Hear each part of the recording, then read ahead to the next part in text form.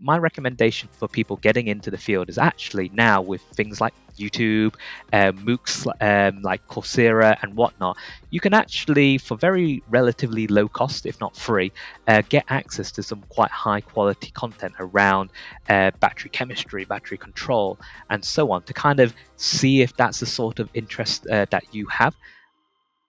Welcome to Battery Generation, your electromobility podcast for European battery research. We have a great topic for today's show. We're talking about battery talent with Dr. Billy Wu. Welcome. Thanks for having me back. Billy, you are a reader, associate professor, and director of research in the Dyson School of Design Engineering at the Imperial College London. CATL, the largest Chinese battery manufacturer, employs approximately 20,000 battery experts. If you compare that to European battery manufacturers, rough estimations assume between 30,000 and 40,000 battery experts currently working in the field of batteries. Billy, what do these numbers tell us? In our future, where we see electric vehicles, batteries on the grid, we're going to have many batteries powering them. And to make those batteries and to develop future batteries, we inevitably need the skilled people to do that. And within China, so companies like CATL, they've always had this kind of long term vision and understanding of how to actually go from research and development to a commercial product. So the numbers that you quote there are impressive in terms of the volume of people there, and it highlights the scale of the challenge. If you don't have the people, then you don't have the driving force to kind of commercialize, develop, and so on. So it does kind of highlight one of the key things that we don't often talk about, where people talk about setting up gigafactories, but what about the people that will go into building the factories, developing them, research and development? So I think it's a bit of a wake up call to say, hey, look, we need all these skilled people. Where are they actually going to come from? What are the skills that they need? So I'm super keen and a champion for making sure that we have the people to drive forward this field. What do you see as the key factors contributing to the current shortage of battery talent in Europe? Firstly, I think there are many talented people there. I think the battery field is going to grow. It might not be a linear route, it might be a bit non-linear in terms of bumpiness. And we do have to be careful about that in terms of training people up. They'll naturally go into jobs. And we've seen some very high profile instances where companies have gone out of business. I think that's a shame. That's naturally one of those growing pains which an industry like batteries is likely to have. So, in addition to training the people, we also need to make sure our industry is resilient to some of these shocks, because I do think in the long term that we are going to need all of these different people. To your question of what is the cause of that shortage of talented people, of course, there are people out there, but do they have the right skills? I think it partly comes from the inertia that we have in our educational system. To set up a new degree in batteries is not something that we do very rapidly at universities, at least. So we probably spend a year articulating the business case for why that's needed. We recruit for the people. And if you're doing a master's, it can be 4+ years before you get the outputs for that. So there's a lot of inertia. I think we often wait until there's demand, but sometimes you need to kind of plan for that demand in the future. So as we go into this future, which is likely to be very turbulent in terms of what the industry is doing, I think we also need to think about how we develop skills. I'm a big champion and big believer in new ways of delivering education. So, online courses like MOOCs, which are massively open online courses, I think they allow for asynchronous learning where we all learn at different rates, also allowing for reskilling. That if you've got a lot of experience in one field, such as internal combustion engine, actually there's a lot of knowledge around heat transfer, chemical processes that you can transfer to batteries. But are there the resources out there available to allow people to kind of take their learnings, acquire new learnings? Because we often think that maybe once you leave university that your learning stops. Well, actually, I would encourage us to think that it's continuous learning and new skills there. So here in the UK, we have something called the Faraday Institution. I chair the training and diversity panel there. And one of the things that we released recently was something called the Faraday Institution Careers Portfolio. And it's this idea that in your lifetime, you'll likely move around different job roles, and we want to highlight the diversity of roles. There can be business development, there can be scientific R&D, there can be management there, and each one of those different roles requires different skill sets, and we want to kind of highlight and provide opportunities for people going into those roles as well. So interesting to hear in general, but let's go 2 steps back here, Billy.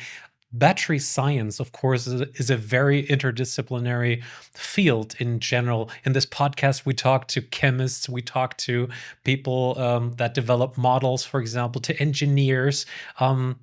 What is the battery field made of? What different jobs are we talking about in general? I think the battery industry is very diverse. When you look at the supply chain, we've got miners extracting minerals, and we do need new technologies for extracting those materials and processing them into single crystal, polycrystalline materials. We've got people making them into cells, so you need manufacturing understanding, and maybe there's a big gap there that in the universities we're not particularly well set up for large scale manufacturing. And actually, there's a lot of really interesting science behind how you mix active materials, how do you coat them, how do you dry them. And I think if we can solve that, that will maybe address some of the failing gigafactories we have within Europe, because that is a massive skill shortage.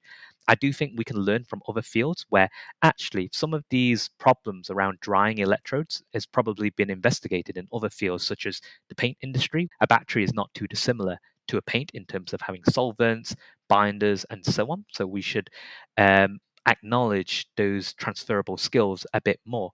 But going up into actual implementation, I think there's a lot more engineering in those systems. So basically, battery pack design requires thermal management, electrical engineers. And I think one of the challenges is that some of those skill sets, such as electrical engineering, mechanical engineering, and so on, they haven't traditionally taught electrochemistry as part of their curriculum.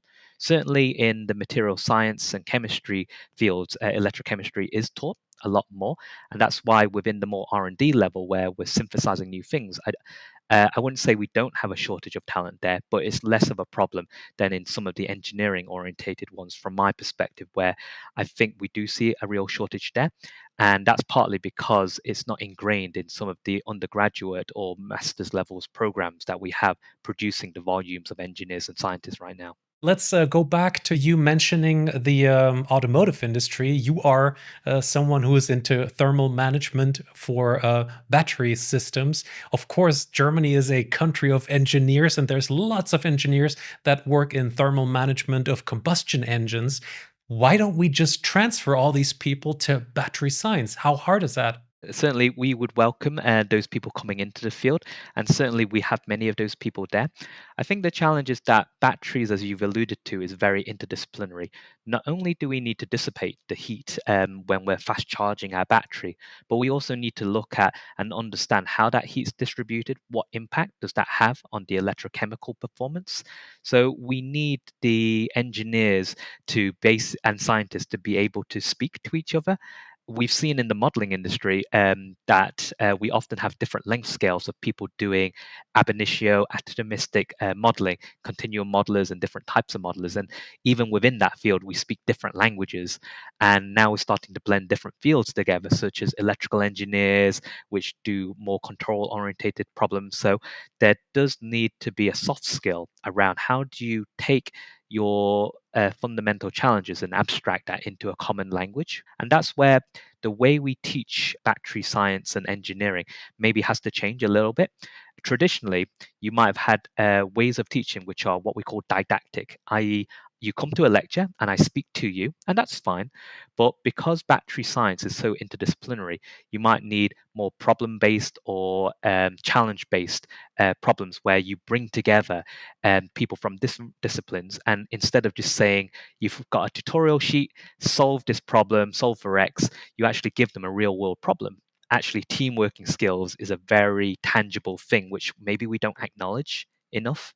That brings me to a question that to really be able to build batteries, to develop the skill set and expertise, you probably just need to build batteries, right? But with all these gigafactories being canceled and generally not there being a huge battery industry, isn't that kind of a catch-22? Like, we need the factories to develop the skill set, but we need the skilled people to fill the factory, right? Where do we start? I think that's a huge chicken and egg problem that many battery scientists have never set in foot into a battery factory, and you start to see so many of the challenges that we haven't really looked at. I think that's the reality of gigafactories is that I do believe they'll likely always be very expensive in nature, but I do think there's some really interesting opportunities in digital technologies where you can create virtual environments which start to give people a feel for equipment. So here at our university, workshop equipment. Often that can be relatively inaccessible in terms of at scale. And we started trialing different VR, AR type technologies, which allow students to kind of get a feel for some of those challenges there. So I think opening out the modes of engagement or modes of learning beyond just having a lecture here and there, I think that's really exciting. Team-based learning that you learn from others, I think it's kind of a shift in thinking about how we learn about skills. I bet there is new study programs out there in Britain. You just talked about the Faraday Institution. Where do I basically start when I'm really interested in batteries, but I don't really know whether it's chemistry to start or math or let's say any other engineering part? There's many ways how I can get into battery research. What do you recommend? Where can I start my studies? My recommendation for people getting into the field is actually now with things like YouTube, MOOCs like Coursera and whatnot, you can actually, for very relatively low cost, if not free, get access to some quite high quality content around battery chemistry, battery control, and so on to kind of see if that's the sort of interest that you have. Obviously, beyond that, there's a lot of technical depth with textbooks and other activities that you can do. But I think that ability to kind of scan the field first and then specialize is quite a useful and productive approach. We talked about the automotive industry, and so the question comes to mind whether our companies should play a more active role in allowing this kind of shift and training new talent to work in the battery field, since most of our manufacturers will rely on battery technology in the future. My feeling is that what we need in the long term is an integrated approach between universities, governments, and industries. What's happening right now that I'm observing is that we have university graduates which leave, they've got very good technical understanding and they go into an industry partner. They then spend significant time either on their grad program or in specialist trainings, which maybe they provide themselves or pay an external company to kind of come in and provide. And that can be a significant investment from the company. If that person leaves, then there's a challenge there in terms of their investment there. So I do think if everyone contributes to this united vision of kind of providing resources, knowing where their strengths are, and just acknowledging that we're all contributing to the field, that ultimately will allow the field to be a lot stronger in the long term.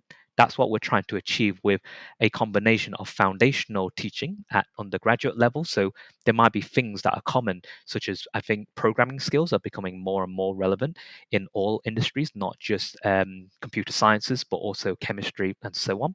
How can we teach that? Electrochemistry, are there foundational skills that we can teach? And obviously, within companies, they might have specialist skills that they can upskill specifically. But that's kind of more the cherry on top rather than the substance of the actual cake itself.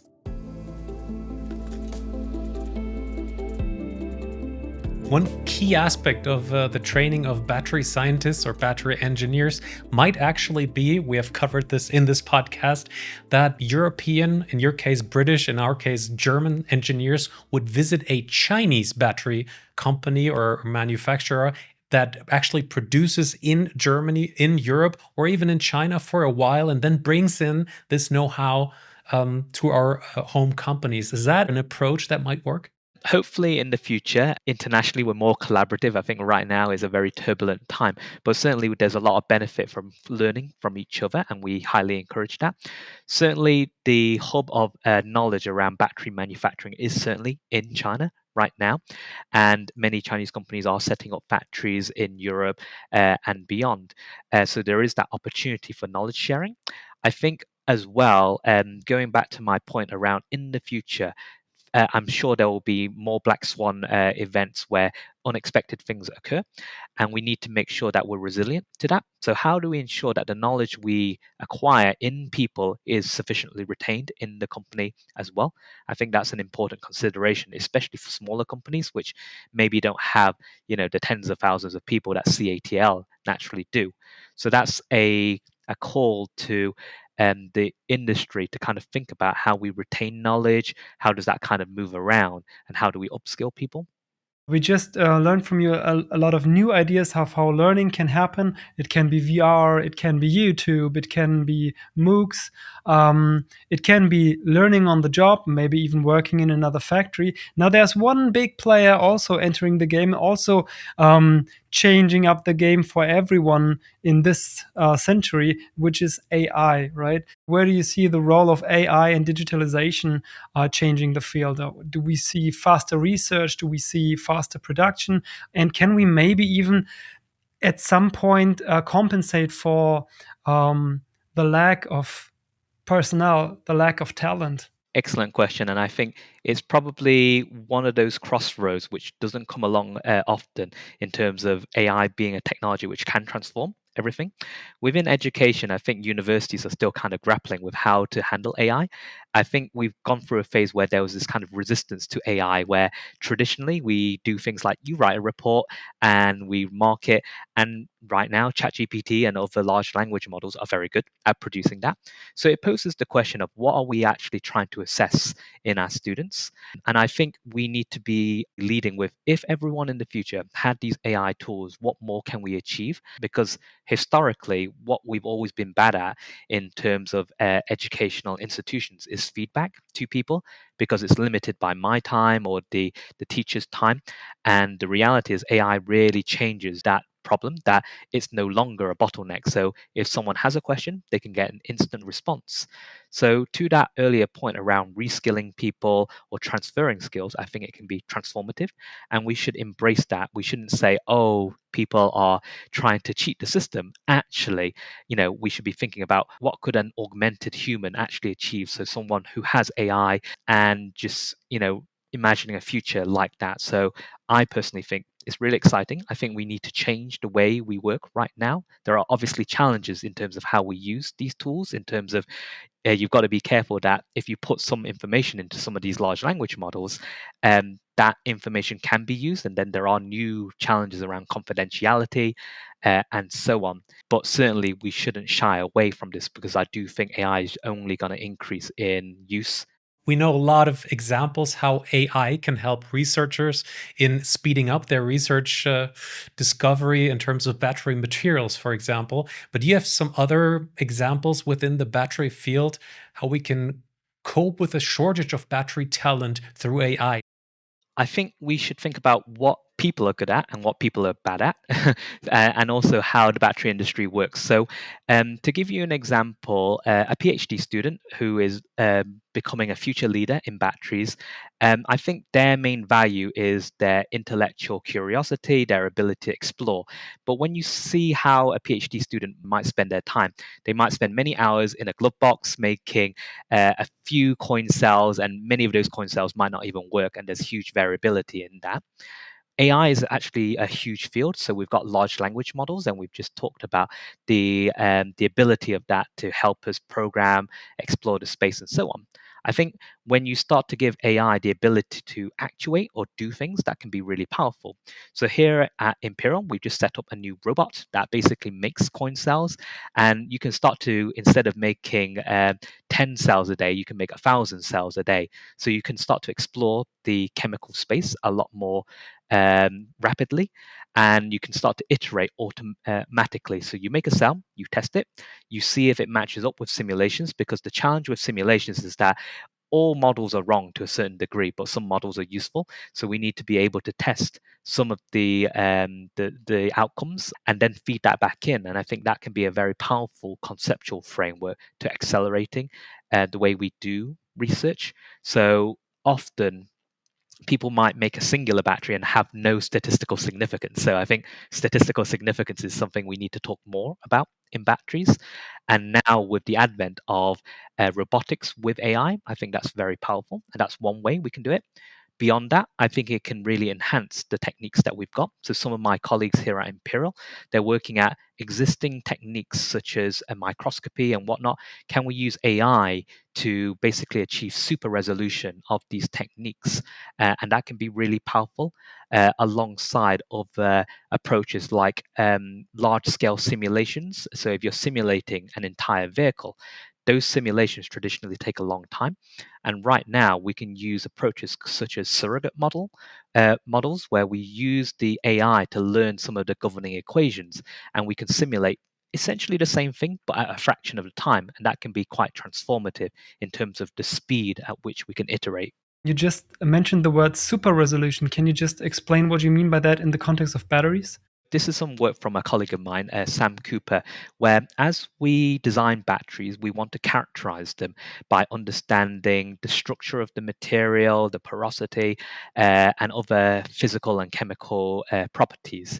Now, there are a range of techniques that we can use. We can use techniques such as scanning electron microscopy, or SEM, where we put the battery material into an electron microscope and we can look at that. The problem with that technique is that it only tells you the surface morphology. You can look deeper into it with different techniques, but it's traditionally a bit slow, but very high resolution. Now, alternatively, we can also use X-rays to look into our battery. So just like you would take an X-ray of your hand, you can take an X-ray of a battery. And there are companies now doing high throughput screening of batteries by X-raying them right now. But the challenge is the resolution. So what my colleague Sam Cooper is working on is there a way to use AI to basically learn some of the features, learn from the SEM images, and apply that to X-ray tomography images to achieve the resolution of what you would get in SEM, but with X-ray based techniques. And I think that's really powerful. And you can apply that thought process to other areas of research as well. And I think that's quite powerful. Do you think there's any field within the battery research fields that are free of AI in the future? I do think because of the transformative elements of AI, it is likely to disseminate into all of those different fields there. So I struggle to think of a field which won't be touched by AI in the future. Maybe there will be some niche ones where I do think to a certain extent humans will still play a role. So I don't think it will replace all of our jobs. It will just purely enhance what we do. I'm asking that because it's quite important for us to integrate AI lectures in basically every battery education program, right? Yes, and I think it's important to do that to kind of understand the limitations and also the challenges with the technology. It's not a silver bullet in terms of for my sins, I do some editorial work for journals and whatnot, and there is a prevalence of kind of applying machine learning everywhere. Sometimes it's not the best technique, and there are other techniques beyond machine learning as well, and we want to acknowledge that. I do think right now, the machine learning techniques that we have in reality, they are the worst that they're ever going to be, and they're only ever going to increase in performance, hopefully. So I do think we need to be thinking of what AI can do right now, but what it might do in the future and what that might mean for skills, jobs, and how we approach the battery industry. How would you say does Europe compare to other regions like Asia or maybe the United States in terms of battery talent development? In terms of China, because they have had this strategically important area of batteries for such a long time. They've invested and they are producing a huge volume of very good engineers. I think the European and North American areas, we are very good at producing high quality researchers who essentially try a lot of novel ideas, but maybe have challenges in terms of commercializing those areas. I think in some areas, some of the researchers work extremely hard. Maybe in Europe, we take a bit more of a balanced work-life approach. So you do see some very different cultural differences in the way that we approach the battery industry from academia, which then gets disseminated into the industry culture. I think European companies and Chinese companies often do have different cultures. But to your question, I think there's a volume question, and then there's also the way we approach problems in terms of trying new things and whatnot.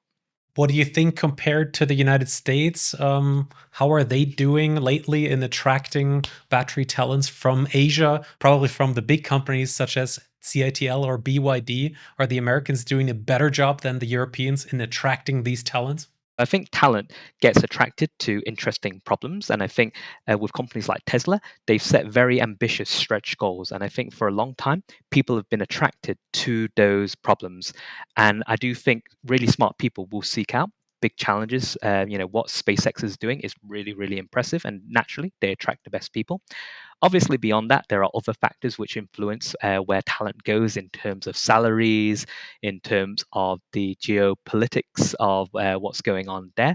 I won't comment on this because I don't think battery generation is around politics, but I do think they have an influence. And things like visas and other things, they do have a strong influence on where people go as well. I think there are some headwinds in that sense because of what's happening in the world right now in terms of attracting that talent.